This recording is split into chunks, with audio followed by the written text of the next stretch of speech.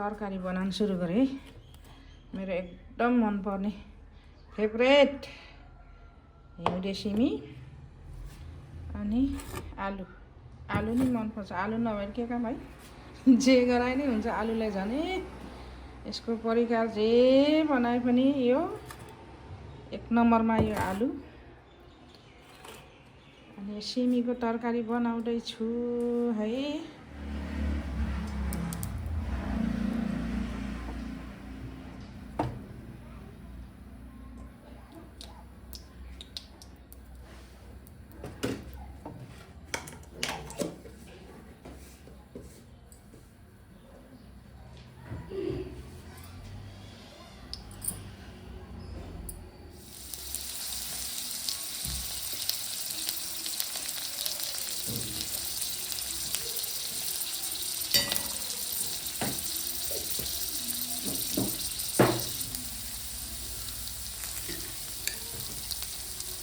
खोर्सानीको धुलो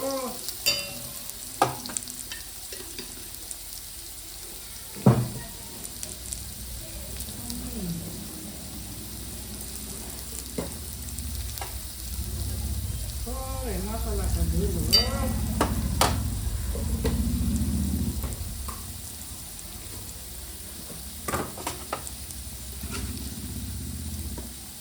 थोरै लसुनको धुलो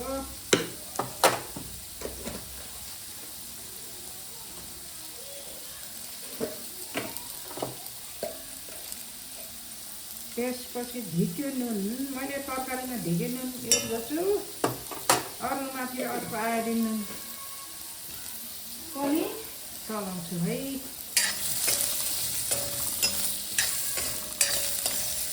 यो तरकारीमा फेभरेट हिउँदे सिमी, सिपचाना, यो दुईटा चिज। अनि अर्को गोर्काउली पनि हो। गोर्काउली पनि मनपर्छ। यति तिनवटा चिज मेरो फेभरेट।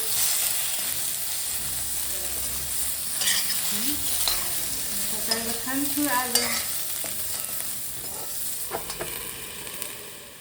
गोल भेरो सेतो सेतै ल्याएको थिएँ है। तल त्यहाँ पोका पारेर राखेको आज 2-3 दिन भयो। यस्तो रातो रातो बल्ल हुनु लाग्छ। अझ सेतै अझ यस्तो छ।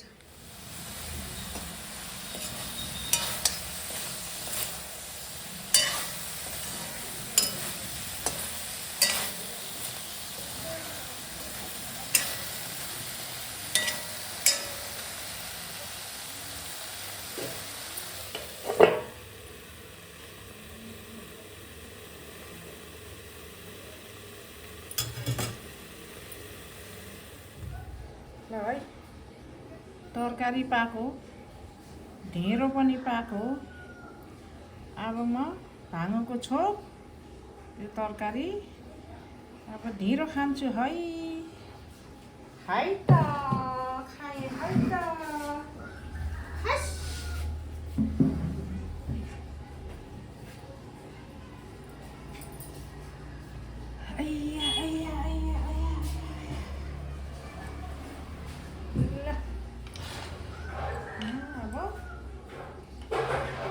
मेरो फेभरेट तरकारीसँग खाएँ। मिठो अलि रस बनाएको त्यहीसँग ढिँडो खान्छु है।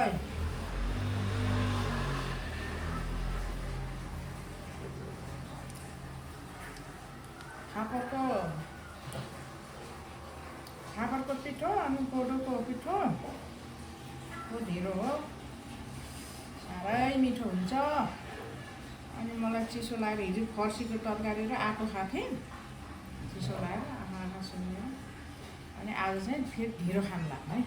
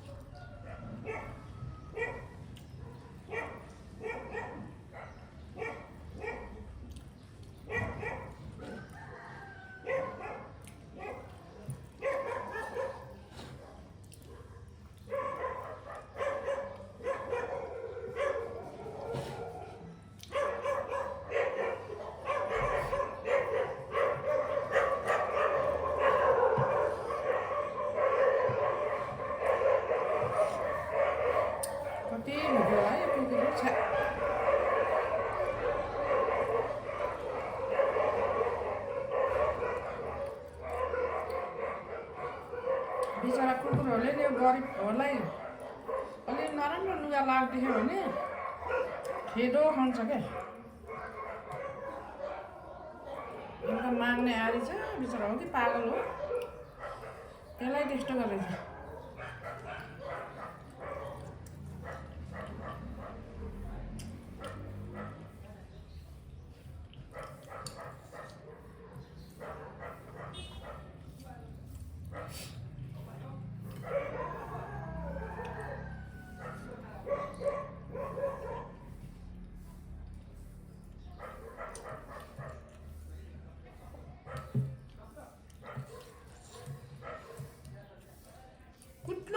कुट्लु गर्दै ढेँडो त सबै खर्लाखुर्लु गयो है।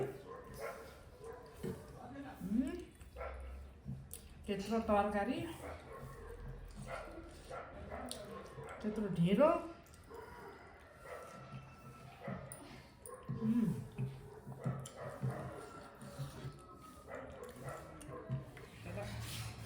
यो बाँकी भएको ढिँडोमा यो मैले मही हाल्छु है। मही कस्तो बाक्लो भएको छ हेर्नु है। गाउँबाट ल्याएको क्या अर्ग्यानिक मही।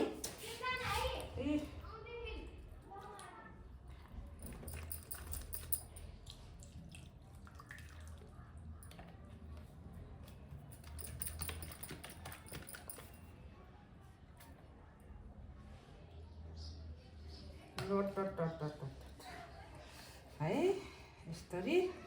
यस्तरी पो खानुपर्छ त भाइ। खाना परेपछि होइन। अब यति ढेँडो छ, यो अहिले एक झाँगा हिँभरि भएर बसेको हुन्छ के होइन।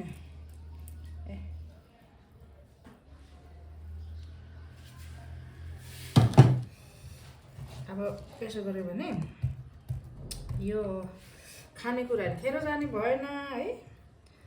अनि मिठो पनि साह्रै मनपर्छ मलाई त। बाक्लो छ गोरस। अघि भिजाइराखेको थिएँ, त्यो त यस्तो गत्र भएर बसेछ है।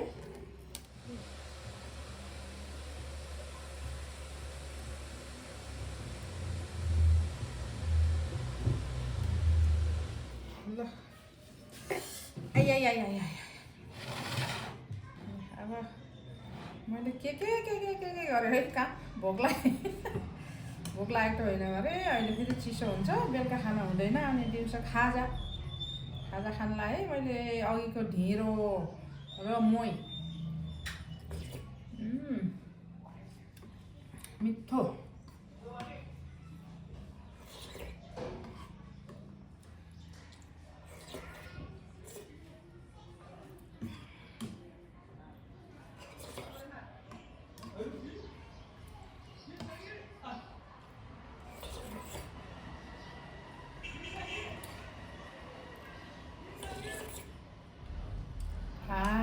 कस्तो मिठो। यसरी खानु होला है। म आमाले भनेको मान्नु नि फेरि। अनि त्यो ढिँडो ओह्रालेको भाँडा क्या, त्यसमा लपक्क लागेको हुन्छ नि। त्यसमा दुध हालेर अथवा यस्तै मही हालेर भिजाएर राख्नु एकछिन, यति धेरै निस्किन्छ है। याद गरिराख्नु त, यस्तो मिठो हुन्छ फेरि।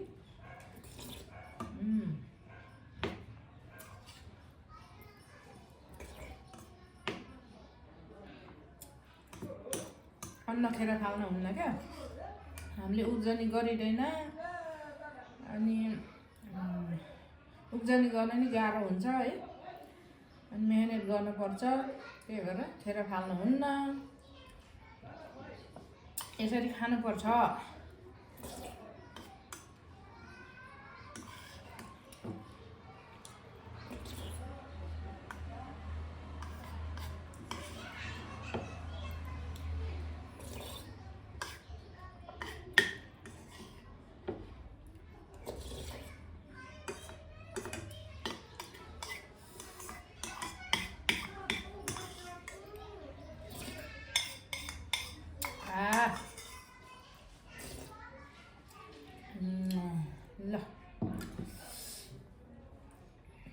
गाउँबाट मही दिएको थियो भदिन बुहारीले अनि यस्तो मिठो भयो क्या अब यो मही र खाएको चिसो हुन्छ अब फेरि यहाँ तातो पानी छ तातो पानी खाने है